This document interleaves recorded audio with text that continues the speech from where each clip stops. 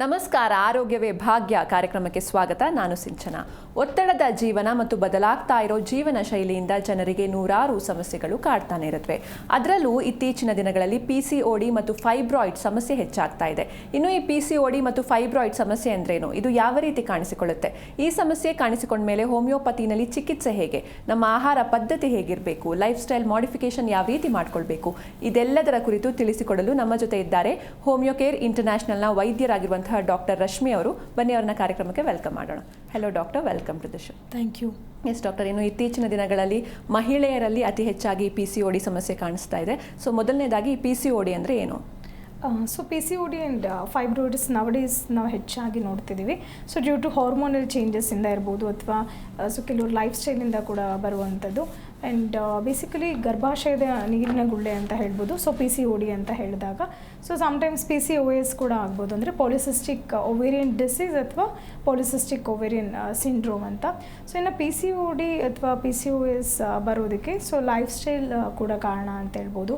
And due to lot of weight gain ಇರ್ಬೋದು ಅಥವಾ obesity ಅಂತ ಹೇಳ್ತೀವಿ. ಸೊ ಹೆಚ್ಚಾಗಿ ಅದರಿಂದ ಕಾರಣ ಆಗುತ್ತೆ. ಆ್ಯಂಡ್ ಹಾರ್ಮೋನಲ್ ಇಂಬ್ಯಾಲೆನ್ಸ್ ಅಂತ. ಸೊ ಈಗ ನಾರ್ಮಲ್ ಆಗಿ ಸೈಜ್ 18 to 24 mm ಸೈಜ್ ಇರಬೇಕಾಗತ್ತೆ. But in case of PCOD ಅಥವಾ PCOS ಅಲ್ಲಿ ಸೊ ಇಮ್ಮೆಚ್ಯೂರ್ ಓವೇರಿಯನ್ ಫಾಲಿಕಲ್ಸ್ ಅಥವಾ ಪಾರ್ಷಿಯಲಿ ಮೆಚ್ಯೂರ್ಡ್ ಫಾಲಿಕಲ್ಸ್ ಅಂತಲೇ ಹೇಳ್ಬೋದು.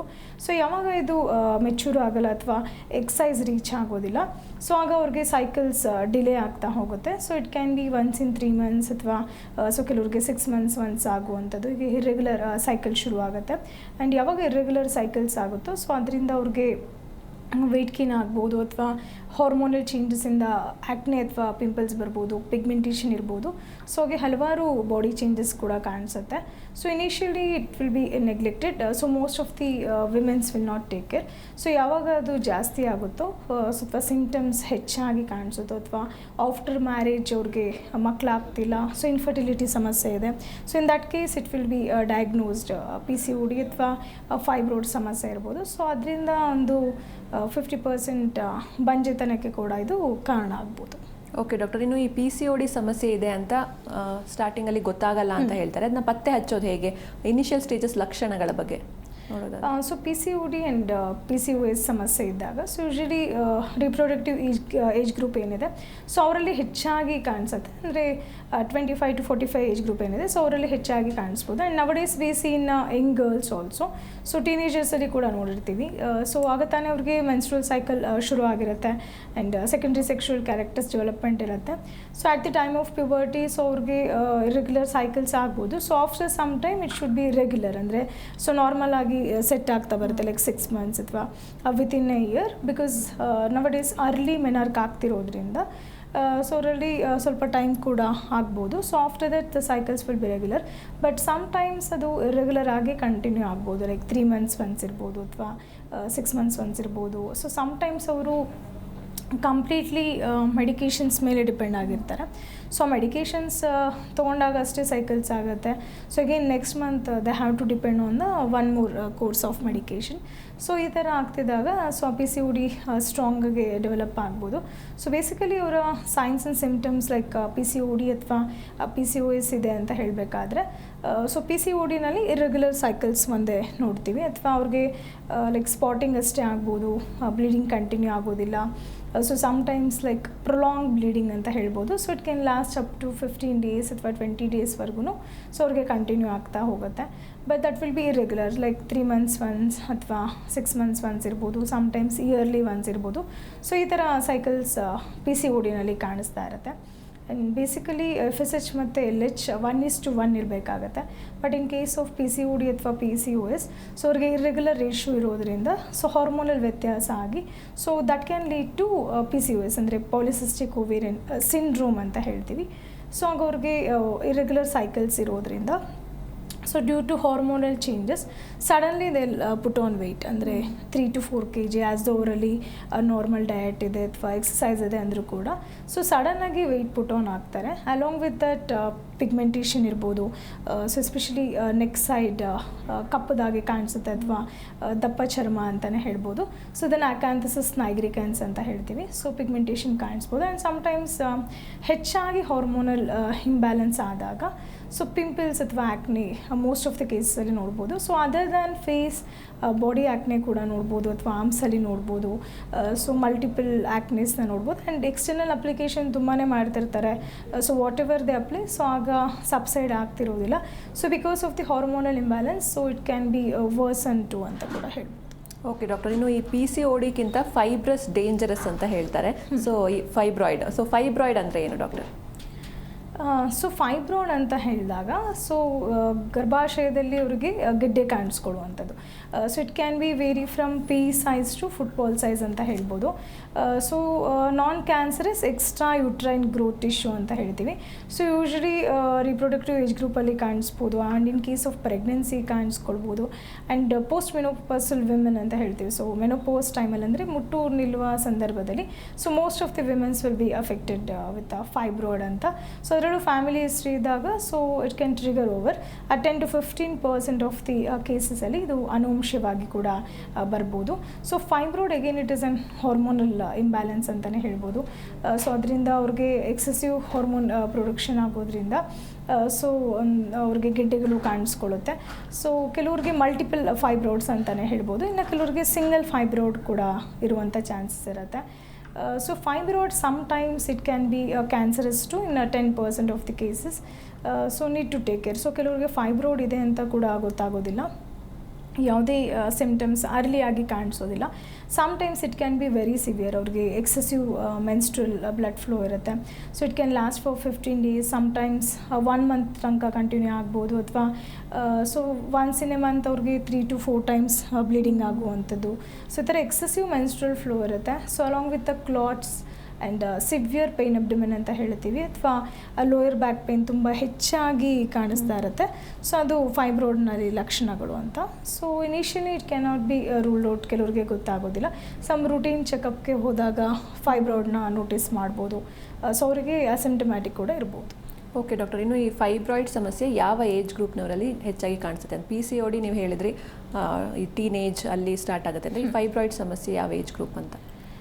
ಸೊ ಫೈಬ್ರಾಯ್ಡ್ ಸಮಸ್ಯೆ ಎನಿ ಏಜ್ ಗ್ರೂಪಲ್ಲಿ ಕಾಣಿಸ್ಬೋದು. ಎಸ್ಪೆಷಲಿ ರಿಪ್ರೊಡಕ್ಟಿವ್ ಏಜ್ ಗ್ರೂಪ್ ಅಂತ ಹೇಳ್ತೀವಿ. ಅಂದರೆ 25 to 45 ಏಜ್ ಗ್ರೂಪ್ ಏನಿದೆ, ಸೊ ಅವರಲ್ಲಿ ಅತಿ ಹೆಚ್ಚಾಗಿ ನಾವು ಈ ಫೈಬ್ರಾಯ್ಡ್ ಸಮಸ್ಯೆನ ನೋಡ್ಬೋದು.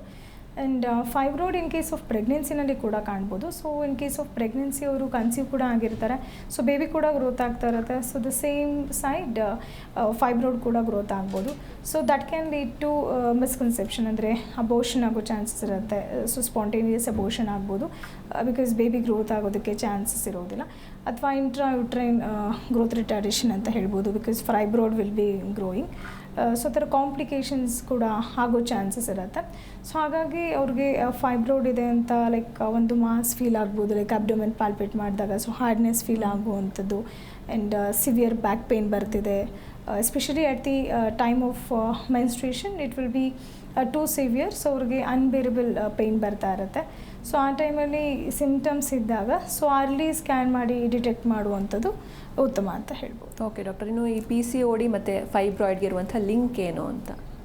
ಸೊ ಸಮ್ಟೈಮ್ಸ್ ಕೆಲವ್ರಿಗೆ PCOD ಚೇಂಜಸ್ ಇರುತ್ತೆ. So along with that fibroid can occur, ಅಂದರೆ together it can appear too. So due to hormonal changes ಕಾಣಿಸ್ತಾ ಇರುತ್ತೆ. ಸೊ ಎಸ್ಪೆಷಲಿ ವೆಯ್ಟ್ ಗೇನ್ ಅಥವಾ obesity is also one of the main cause ಅಂತ. And most of the ಕೇಸಸಲ್ಲಿ ನೋಡ್ತೀವಿ, ಈಗ already hypothyroidism patient ಇರ್ತಾರೆ. So ಅವರಲ್ಲಿ ಹಾರ್ಮೋನಲ್ ಚೇಂಜಸ್ ಆಗ್ತಾ ಇರುತ್ತೆ. So in that case also ಅವರ ಸೈಕಲ್ಸ್ ಇರ್ರೆಗ್ಯುಲರ್ ಆಗಿರುತ್ತೆ. ಸೊ ಎಗ್ ಗ್ರೋತ್ ಆಗ್ತಿರೋದಿಲ್ಲ. ಸೊ ಅವರು ಕೂಡ ಮೋರ್ ಪ್ರೋನ್ ಫಾರ್ PCOD ಅಂತಲೇ ಹೇಳ್ಬೋದು. ಹೆಚ್ಚಾಗಿ PCOD ಸಮಸ್ಯೆ ಕಾಣಿಸ್ಕೊಳ್ಳುವಂಥದ್ದು. ಆ್ಯಂಡ್ ಸೊ ಇನ್ನು ಕೆಲವರಲ್ಲಿ due to their lifestyle ಅಂತಾನೆ. ಸೊ ಒಂದು ಪ್ರಾಪರ್ ಡಯಟ್ ಅಥವಾ ಲೈಫ್ ಸ್ಟೈಲ್ ಫಾಲೋ ಆಗ್ತಿರೋದಿಲ್ಲ, ಅಥವಾ ಹೆಚ್ಚಾಗಿ ಮೈದಾ ಬೇಸ್ಡ್ ಅಥವಾ ಸ್ಟಾರ್ಚ್ ಬೇಸ್ಡ್ ಫುಡ್ ಇರ್ಬೋದು, ಅಥವಾ ಹೈ ಶುಗರಿ ಫುಡ್ಸ್ ಇರ್ಬೋದು. ಸೊ ಇಂಥದ್ದನ್ನು ತೊಗೊಳ್ಳೋದ್ರಿಂದ ಸೊ ಅರ್ಲಿ ಹಾರ್ಮೋನಲ್ ಚೇಂಜಸ್ ಆಗ್ಬೋದು.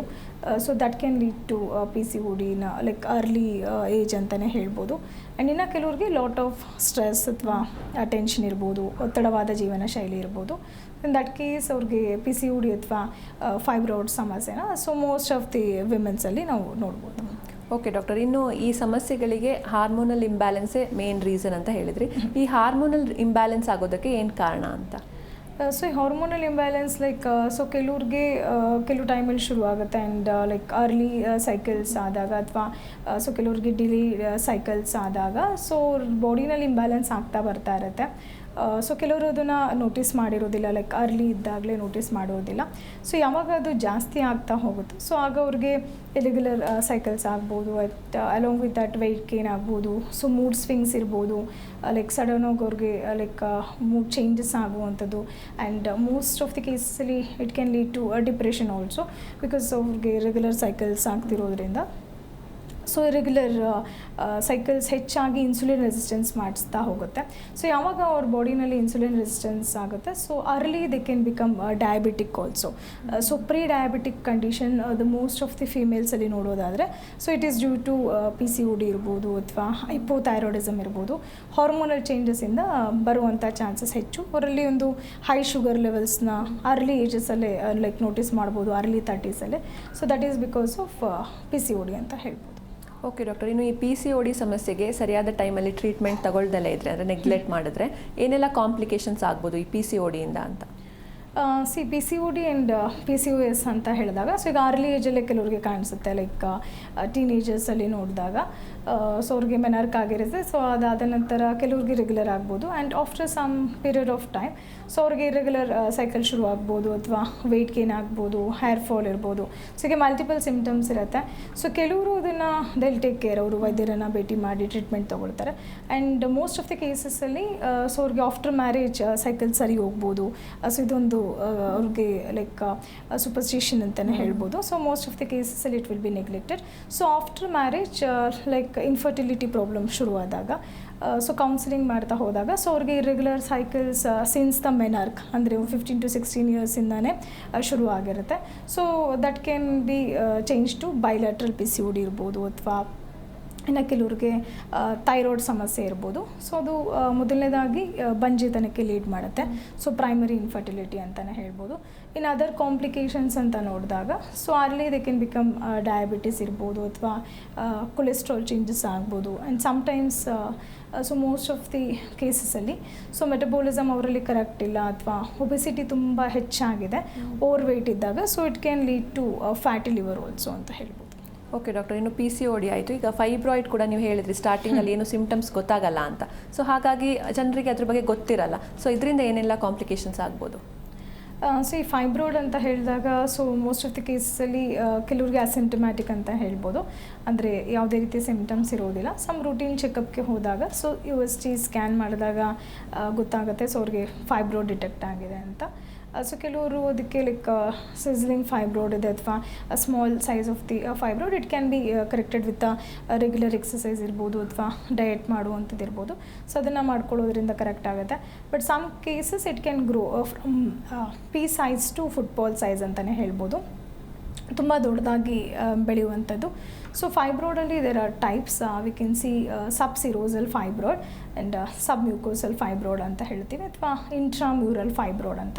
ಸೊ ಇಂಟ್ರಾಮ್ಯೂರಲ್ ಫೈಬ್ರಾಯ್ಡ್ನ ಮೋಸ್ಟ್ ಆಫ್ ದಿ ಕೇಸಸಲ್ಲಿ ನೋಡ್ತೀವಿ. So it is inside the uterus and ಕೆಲವ್ರಿಗೆ ಸೈಜ್ ತುಂಬಾ ದೊಡ್ಡದಾಗಿರುತ್ತೆ.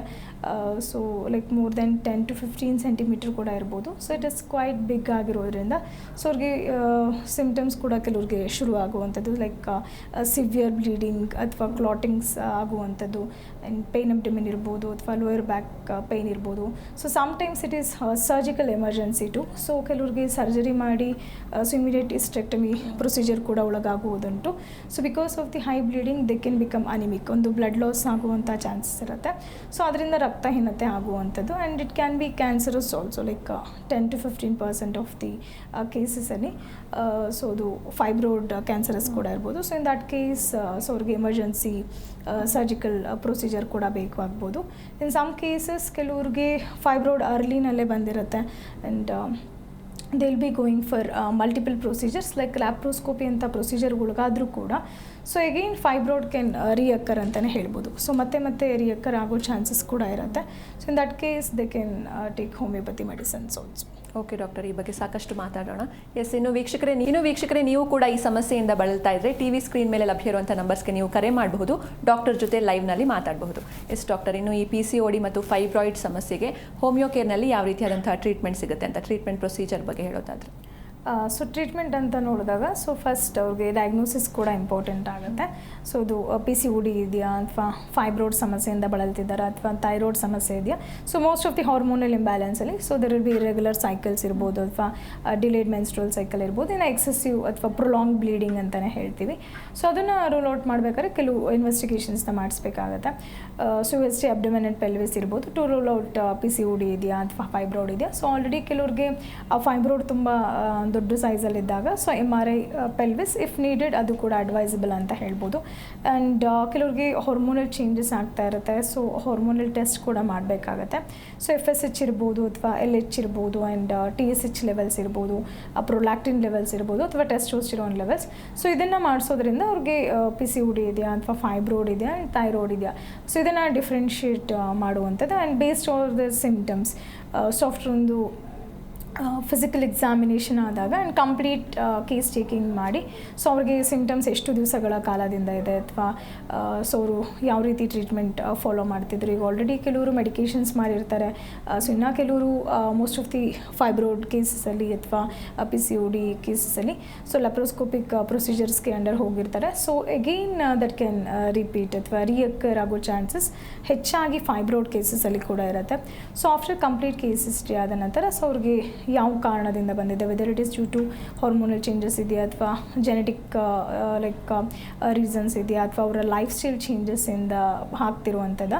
ಸೊ ಇದನ್ನೆಲ್ಲ ಅನಲೈಸ್ ಮಾಡಬೇಕಾಗತ್ತೆ. ಆ್ಯಂಡ್ ಹೋಮಿಯೋಪತಿಕ್ ಟ್ರೀಟ್ಮೆಂಟ್ ಅಂತ ಬಂದಾಗ ಸೊ ಕಾನ್ಸ್ಟಿಟ್ಯೂಷನಲ್ ಮೆಡಿಸಿನ್ಸ್ ಅಂತ ಹೇಳ್ತೀವಿ. ಸೊ ಕೆಲವ್ರಿಗೆ ಲಾಂಗ್ ಟರ್ಮ್ ಟ್ರೀಟ್ಮೆಂಟ್ ಕೂಡ ಬೇಕಾಗುವಂಥದ್ದು. So again it depends from person to person. ಕೆಲವ್ರಿಗೆ ಫ್ಯೂ ಮಂತ್ಸ್ ಬೇಕಾಗ್ಬೋದು, ಇನ್ನು ಕೆಲವ್ರಿಗೆ few years also it is advisable ಅಂತ ಹೇಳ್ಬೋದು. ಓಕೆ ಡಾಕ್ಟರ್, ಇನ್ನು ಈ PCOD ಸಮಸ್ಯೆ ಇರುವಂತಹ ಹೆಣ್ಣು ಮಕ್ಕಳಾಗೋದಿಲ್ಲ ಅಂತ ಅಂದ್ಕೊಂಡ್ಬಿಟ್ಟಿರ್ತಾರೆ. ಸೊ ಇದರಿಂದ ಅವ್ರು ಡಿಪ್ರೆಷನಿಗೆ ಕೂಡ ಹೋಗಿರ್ತಾರೆ. ಅಂಥವರಿಗೆ ಏನು ಸಜೆಷನ್ ಕೊಡ್ತೀರಾ? ಸೊ PCOD ಸಮಸ್ಯೆ ಅಥವಾ ಫೈಬ್ರೋಡ್ ಸಮಸ್ಯೆಯಲ್ಲಿ ಸೊ ಮೋಸ್ಟ್ ಆಫ್ ದಿ ಕೇಸಲ್ಲಿ so conception will be delayed ಅಥವಾ ಅವ್ರಿಗೆ ಇನ್ಫರ್ಟಿಲಿಟಿಗೆ ಲೀಡ್ ಮಾಡೋ ಕಾರಣ ಇರೋದ್ರಿಂದ so they need to take care. So physical activity is a must. So exercise ಇರ್ಬೋದು ರೆಗ್ಯುಲರ್ ಆಗಿ ಅಥವಾ ವಾಕಿಂಗ್ ಇರ್ಬೋದು at least 45 minutes to 1 hour per day. So ಅದನ್ನು ಅವರ ಲೈಫ್ ಸ್ಟೈಲ್ ಮಾಡಿಫಿಕೇಷನಲ್ಲಿ ಅಳವಡಿಸ್ಕೊಳ್ಬೇಕಾಗತ್ತೆ. And a proper sleep is also very important. So ಕೆಲವ್ರಿಗೆ sleeplessness issue ಇರುತ್ತೆ and lot of stress they will be undergoing. So ಅದನ್ನು ಸರಿಪಡಿಸ್ಕೊಳ್ಳುವಂಥದ್ದು. And hydration is very important. So along with proper diet ಅಂತಲೇ ಹೇಳ್ಬೋದು. So ಹೆಚ್ಚಾಗಿ carbohydrates ಅಥವಾ maida starch based food ಇರ್ಬೋದು, red meat consumption ಇರ್ಬೋದು, ಸೊ ಇನ್ನು ಜಂಕ್ ಫುಡ್ ಇರ್ಬೋದು ಅಥವಾ ಬೆವರೇಜಸ್ ಇಂಟೇಕ್ ಅಂತ ಹೇಳ್ತೀವಿ. So more of caffeine intake ಇರ್ಬೋದು. ಸೊ ಇನ್ನು ಕೆಲವರಲ್ಲಿ ಆಲ್ಕೋಹಾಲ್ ಹ್ಯಾಬಿಟ್ಸ್ ಇರುತ್ತೆ ಅಥವಾ ಸಮ್ಟೈಮ್ಸ್ ಸ್ಮೋಕಿಂಗ್ ಕೂಡ ಇರುತ್ತೆ. So that can lead to infertility problem too ಅಥವಾ ಟ್ಯೂಬಲ್ ಬ್ಲಾಕ್ ಆಗೋ ಚಾನ್ಸಸ್ ಇರುತ್ತೆ.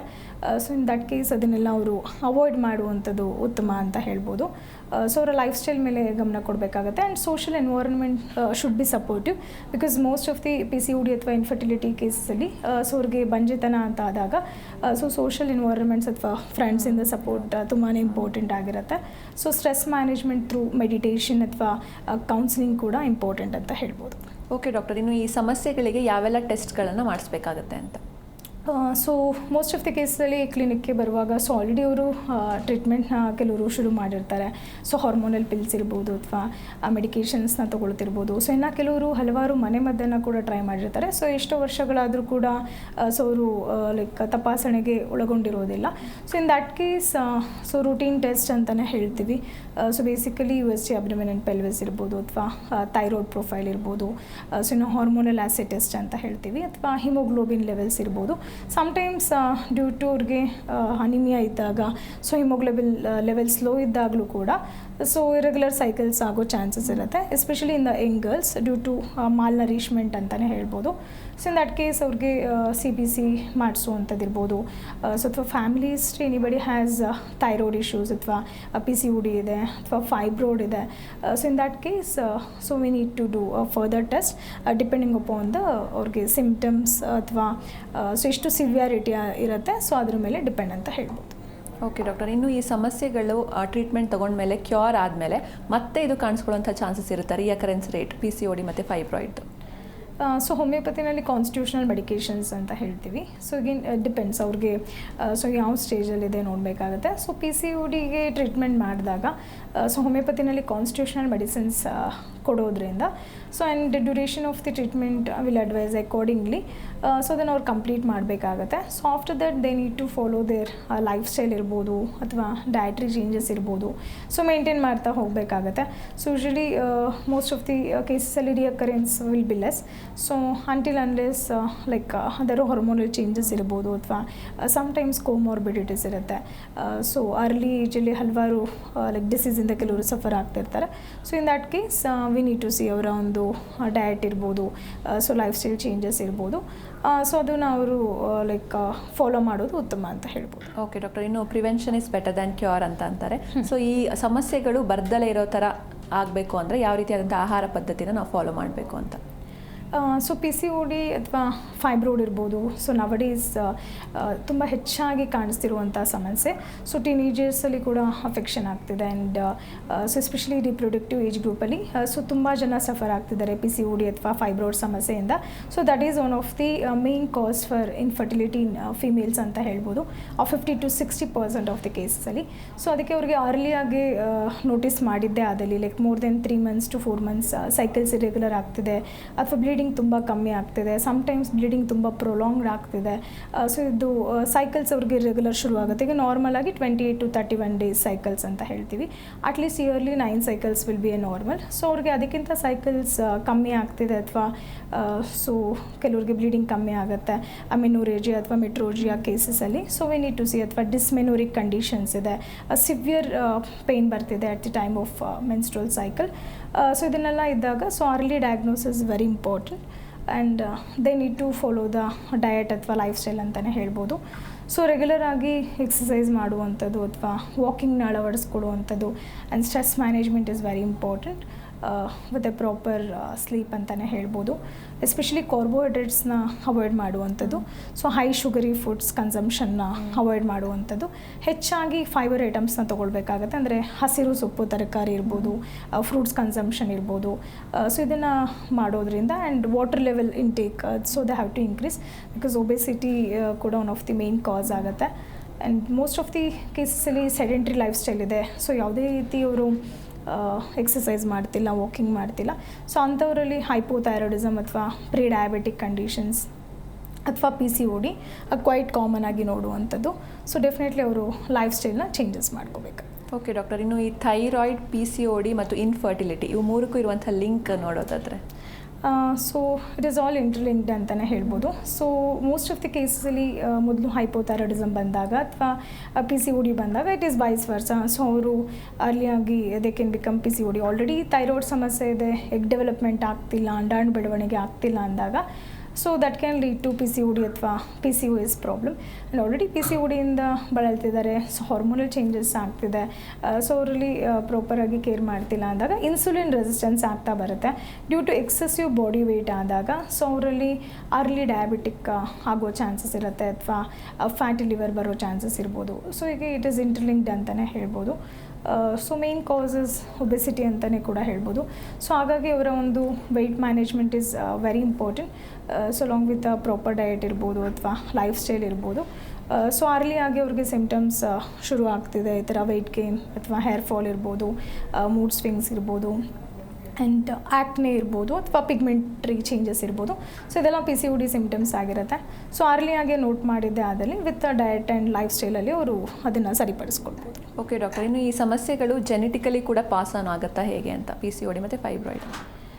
ಸೊ PCOD ಆ್ಯಂಡ್ ಫೈಬ್ರೋಡ್ ಕೇಸಲ್ಲಿ ಎಸ್ಪೆಷಲಿ ಫೈಬ್ರೋಡ್ ಅಂತ ಬಂದಾಗ ಸೊ ಫ್ಯಾಮಿಲಿ ಹಿಸ್ಟ್ರಿ ಇರುತ್ತೆ. ಲೈಕ್ ಮೋಸ್ಟ್ ಆಫ್ ದಿ ಕೇಸಲ್ಲಿ 15 to 20% ಆಫ್ ದಿ ಕೇಸಲ್ಲಿ ಫ್ಯಾಮಿಲಿ ಹಿಸ್ಟ್ರಿ ಆಫ್ ಫೈಬ್ರೋಡ್ ಇದ್ದಾಗ ಸೊ ನೆಕ್ಸ್ಟ್ ಜನ್ರೇಷನ್ಗೆ ಬರೋ ಚಾನ್ಸಸ್ ಹೆಚ್ಚು ಅಂತ ಹೇಳ್ಬೋದು. And in some cases it can be cancerous too. And PCOD ಸಮಸ್ಯೆ ಕೂಡ ಸೊ ಮೋಸ್ಟ್ ಆಫ್ ದಿ ಕೇಸಲ್ಲಿ the parents will be diabetic.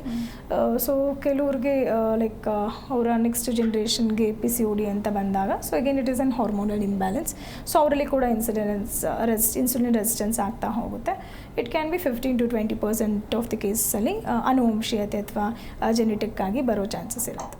Okay doctor, ಇನ್ನು ಈ PCOD ಸಮಸ್ಯೆ ಇರುವಂಥವರು ಪ್ರೆಗ್ನೆಂಟ್ ಆದರೆ ಅವರ ಮಗು ಆರೋಗ್ಯಕರವಾಗಿ ಹುಟ್ಟುತ್ತಾ ಹೇಗೆ ಅಂತ? ಸೊ PCOD ಸಮಸ್ಯೆ ಇದ್ದಾಗಲೂ ಕೂಡ they can get conceived. So ಸಮಸ್ಯೆ ಇದ್ದಾಗ ಕೆಲವರು ಅಂದ್ಕೊಳ್ತಾರೆ PCOD ಇದೆ, ಸೊ ಕನ್ಸೆಪ್ಷನ್ ಆಗೋದೇ ಇಲ್ಲ ಅಂತ ಇರುತ್ತೆ. ಸೊ ಬಟ್ PCOD ಇದ್ದಾಗಲೂ ಕೂಡ ಸೊ ದೇ ಕೆನ್ ಕನ್ಸೀವ್ ಅಂತಲೇ ಹೇಳ್ಬೋದು. And baby will be healthy, but need to check the parameters. ಅವ್ರಿಗೆ ಶುಗರ್ಸ್ ಕಂಟ್ರೋಲಲ್ಲಿ ಇದೆಯಾ ಆ್ಯಂಡ್ ಥೈರಾಯ್ಡ್ ನಾರ್ಮಲ್ ಇದೆಯಾ. ಸೊ ಇದನ್ನೆಲ್ಲ ಅವ್ರಿಗೆ ಪ್ರೀ ಕನ್ಸೆಪ್ಷನಲ್ ಕೌನ್ಸಿಲಿಂಗ್ ಅಂತ ಹೇಳ್ತೀವಿ. So before planning for pregnancy they need to know their sugar levels ಇರ್ಬೋದು, thyroid levels normal ಇದೆಯಾ, ಹಿಮೋಗ್ಲೋಬಿನ್ ನಾರ್ಮಲ್ ಇದೆಯಾ. ಸೊ ಇದನ್ನೆಲ್ಲ ಚೆಕ್ ಮಾಡ್ಕೊಳ್ಳೋದು ಒಳ್ಳೆಯದು ಅಂತ ಹೇಳ್ಬೋದು. ಓಕೆ ಡಾಕ್ಟರ್, ಇನ್ನು ಇಷ್ಟೊತ್ತು ನಮ್ಮ ಜೊತೆ ಇದ್ದು ಬಹಳಷ್ಟು ವಿಷಯಗಳನ್ನ ತಿಳಿಸಿಕೊಟ್ರಿ. Thank you so much. Thank you. Yes, ನೋಡಿದ್ರಲ್ವಾ ವೀಕ್ಷಕರೇ, ಇವತ್ತಿನ ಸಂಚಿಕೆಯಲ್ಲಿ PCOD ಮತ್ತು ಫೈಬ್ರಾಯ್ಡ್ ಸಮಸ್ಯೆಯ ಬಗ್ಗೆ ಬಹಳಷ್ಟು ವಿಷಯಗಳನ್ನ ತಿಳಿದುಕೊಂಡ್ವಿ. ಇನ್ನು ನೀವು ಕೂಡ ಈ ಸಮಸ್ಯೆಯಿಂದ ಬಳಲ್ತಾ ಇದ್ರೆ TV ಸ್ಕ್ರೀನ್ ಮೇಲೆ ಲಭ್ಯ ಇರುವಂಥ ನಂಬರ್ಸ್ಗೆ ನೀವು ಕರೆ ಮಾಡಬಹುದು, ಡಾಕ್ಟರ್ ಜೊತೆ ನೇರವಾಗಿ ಮಾತನಾಡಬಹುದು, ಭೇಟಿ ಆಗಬಹುದು, ಜೊತೆಗೆ ನಿಮ್ಮ ಸಮಸ್ಯೆಗೆ ತಕ್ಕ ಪರಿಹಾರವನ್ನು ಕಂಡುಕೊಳ್ಬಹುದು ಅಂತ ಹೇಳ್ತಾ ನೋಡ್ತಾ ಇರಿ ಜಿ ಕನ್ನಡ ನ್ಯೂಸ್, ಸತ್ಯವೇ ಸುದ್ದಿಯ ಜೀವಾಳ. ವಾಸಿಯಾಗದ ಆರೋಗ್ಯ ಸಮಸ್ಯೆ ನಿಮ್ಮನ್ನ ಕಾಡ್ತಿದೆಯಾ? ಹಾಗಿದ್ರೆ ಚಿಂತೆ ಬಿಡಿ, ನಮ್ಮ ಹೋಮಿಯೋ ಕೇರ್ಗೆ ಬನ್ನಿ. ಹೋಮಿಯೋ ಕೇರ್ ಇಂಟರ್ನ್ಯಾಷನಲ್ ಹಲವು ಆರೋಗ್ಯ ಸಮಸ್ಯೆಗಳಿಗೆ ಸಿಗಲಿದೆ ಸೂಕ್ತ ಪರಿಹಾರ. ನೇರ ಭೇಟಿಗೆ ಸಂಪರ್ಕಿಸಿ 9550 00 1133 1800 10 81 212.